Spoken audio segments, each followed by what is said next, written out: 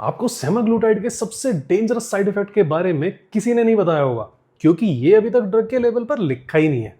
Harvard researchers ने discover किया और ये आपकी आंखों को इफेक्ट भी करता है। ये पार्ट 2 है 15 पार्ट सीरीज का वेट लॉस इंजेक्शन सेमाग्लूटाइड के ऊपर। 2024 में हार्वर्ड मेडिकल स्कूल्स और मैसाचुसेट्स आई एंड ईयर के रिसर्चर्स ने एक स्टडी पब्लिश की JAMA ऑफ्थल्मोलॉजी में। पीयर रिव्यूड जर्नल थी ये कोई फ्रेंच साइंस नहीं है। उन्होंने फाइंड किया कि सेमाग्लूटाइड यूज करने वाले पेशेंट्स में NIAON का रिस्क नॉर्मल लोगों से 4 गुना ज्यादा था। NIAON का मतलब है non arteritic anterior ischemic optic neuropathy. Simple language में ऑप्टिक नर्व की ब्लड सप्लाई अचानक से कट हो जाती है।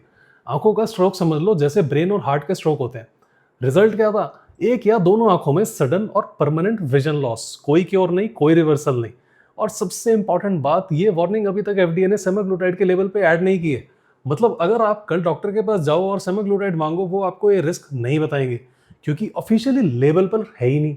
इंडिया में ये और भी ज्यादा बुरा है, क्योंकि यहाँ तो इन्फॉर्मेशन दी ही नहीं जाती किसी को, स्पेशली साइड इफेक्ट्स के बारे में।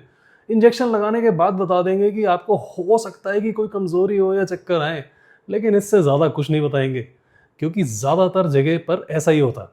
क्या ये एक कॉमन रिस्क है? नहीं, लेकिन परमानेंट विजन लॉस का रिस्क चाहे 1% भी हो तो आपको पता होना चाहिए सबसे पहले।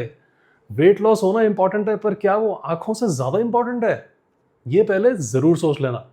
ये वीडियो उन सभी लोगों को भेजो जो सेमाग्लूटाइड पे या सोच रहे हैं स्टार्ट करने का। कौन सा रिस्क आपको सबसे शॉकिंग लगा, कमेंट में बताओ। और अगर अपनी हेल्थ और फिटनेस जनरली सिस्टम के साथ इंप्रूव करना चाहते हो तो फॉलो कर लो, क्योंकि आपको फिट बनाना अब मेरी जिम्मेदारी है।